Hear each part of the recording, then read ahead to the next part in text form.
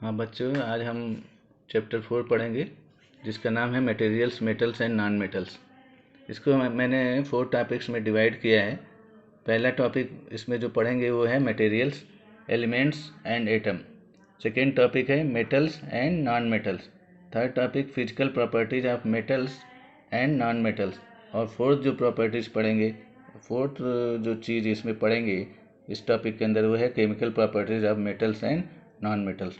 तो बच्चों, आज हम आपको मेटल्स एंड नॉन मेटल्स के बारे में पढ़ाने जा रहे हैं।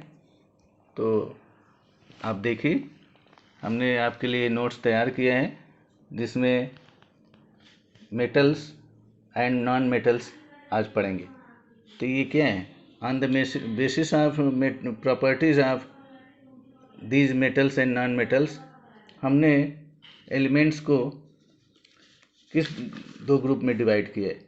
इसको हमने डिवाइड किया है कि आप कैसे इसको मेटल्स में कह सकते हैं, कैसे इसको नॉन मेटल्स में कह सकते हैं।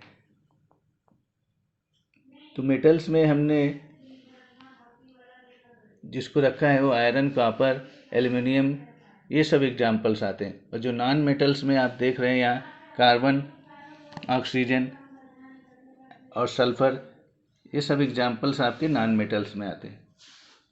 अब जो भी ये मेटल्स और नॉन मेटल्स हैं, हम अपने डेली लाइफ में कहीं ना कहीं यूज करते ही।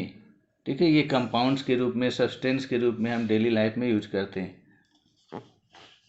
आगे बढ़ते हैं, तो आगे हम चलते हैं, आपको दिखाते हैं कि मेटल्स की कैरेक्टरिस्टिक्स क्या है। तो मेटल्स की कैरेक्टरिस्टिक्स में पहला आप देखिए, मेटल्स आर मेलिएबल। मेलिएबल बच्चों जानते हैं आप, मेलिएबल होता है कि कोई भी सब्सटेंस को अगर हम थिन शीट में कन्वर्ट कर दें, उसको हम कहते हैं कि मेलिएबल सब्सटेंस है। जैसे एल्युमिनियम है, एल्युमिनियम को बीटिंग करते रहें तो वो थिन शीट यानी चादर में तब्दील हो जाएगी। तो इस तरह की प्रॉपर्टी को हम मेलिएबल कहते हैं। फिर आगे बढ़ते हैं, आप देखिए डक्टाइल। डक्टाइल क्या होता है? कुछ मेटल्स ऐसे होते हैं जिनको हम वायर में कन्वर्ट कर सकते हैं। जैसे आप इलेक्ट्रिक वायर देखे होंगे, उसके अंदर मेटल के वायर्स होते हैं। ठीक है, एल्युमिनियम के, कॉपर के, उसको हम डक्टिलिटी कहते हैं, यानी वो डक्टाइल प्रॉपर्टी है। कोई भी चीज़ डक्ट मीन्स होती है नली, यानी नली रूप में, नली जैसे रूप में हम किसी भी मेटल को कन्वर्ट कर दें तो उसको कहते हैं डक्टाइल, और प्रोसेस को कहते हैं डक्टिलिटी। इस तरह से मेटल्स क्या हैं? ये कंडक्टर्स होते हैं हीट एंड इलेक्ट्रिसिटी के। फिर सेकेंड है metals are lustrous are shiny. Metals क्या होता है? शाइनी होता है। शाइनी मीन्स चमकदार होता है हिंदी में कहें तो, और लस्ट्रस होता है, लस्ट्रस होता है। तो कोई भी चमकदार चीज़ जो मेटल्स के अंदर है उसकी प्रॉपर्टी है कि ये लस्ट्रस होगा। शाइनी ऑब्जेक्ट को लस्ट्रस कहते हैं। फिर थर्ड है, ये यूजुअली हार्ड एंड स्ट्रांग होते हैं, और इनको हम क्या कर सकते हैं? कट कर सकते हैं? नहीं, इनको हम पूरी तरह से कट नहीं कर सकते, ईजिली कट नहीं कर सकते। एक तरह से कहें तो हम इसको ईजिली कट नहीं कर सकते, they can not be cut easily. फिर फिफ्थ प्रॉपर्टी है, ऑल द मेटल्स आर, सभी मेटल्स क्या होते हैं? सॉलिड्स होते हैं, एक्सेप्ट मरकरी, मरकरी के अलावा। मरकरी यहाँ देखिए, मरकरी हमने लिखा है which is a liquid metal, यानी कि ये लिक्विड मेटल है। एक मरकरी ही है जो लिक्विड मेटल है, बाकी सारे मेटल्स क्या हैं? सॉलिड्स है। बाकी सारे मेटल क्या हैं? सॉलिड्स है।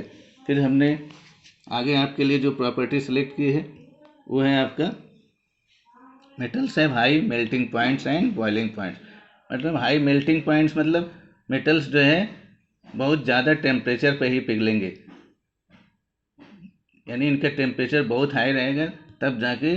कुछ मेटल्स तो बहुत हाई मेल्टिंग पॉइंट्स पे भी नहीं पिघलते, जैसे टंगस्टन होता है, जो कि आप देखे होंगे बल्ब का फिलामेंट जिससे बनता है, वो ईजिली नहीं पिघलता है, तो उसका सबसे हाईएस्ट मेल्टिंग पॉइंट माना जाता है। और एक तरह से वो ल्यूमिनस होता है, प्रकाश भी देता है, लेकिन उसकी मेल्टिंग पॉइंट सबसे हाई होती है। फिर बॉइलिंग पॉइंट्स क्या हैं? आप बॉइलिंग जानते हैं, जब वाटर बॉयल होता है तो हर मेटल की एक बॉइलिंग पॉइंट्स होती है, वो एक पर्टिकुलर टेम्परेचर पे ही बॉयल होगा। तो इसको हम इसमें देख सकते हैं कि इसका मेटल्स का high melting point and boiling point होता है। नेक्स्ट है metals have high densities. Metals के पास हाई डेंसिटीज होती है, मीन्स इसका मतलब वो हैवी होंगे, ज़्यादा डेंस होंगे तो हैवी होंगे, इसलिए डेंसिटीज हाई होती है, हाई डेंसिटीज, और इसलिए वो हैवी होते हैं। फिर metals are sonorous. Sonorous means that metals make a ringing sound, मतलब ऐसे सब्सटेंस जिन पे कुछ स्ट्राइक करने पे वो साउंड प्रोड्यूस करते हैं उसको सोनरस कहते हैं। तो मेटल्स सोनरस होते हैं। कुछ एग्जांपल्स हमने मेटल्स के यहाँ दे रखे हैं।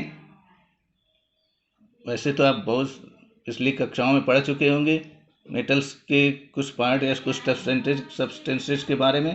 तो यहाँ 3-4 सब्सटेंसेज दिए हैं: आयरन, कॉपर, जिंक और सिल्वर, गोल्ड, एल्युमिनियम।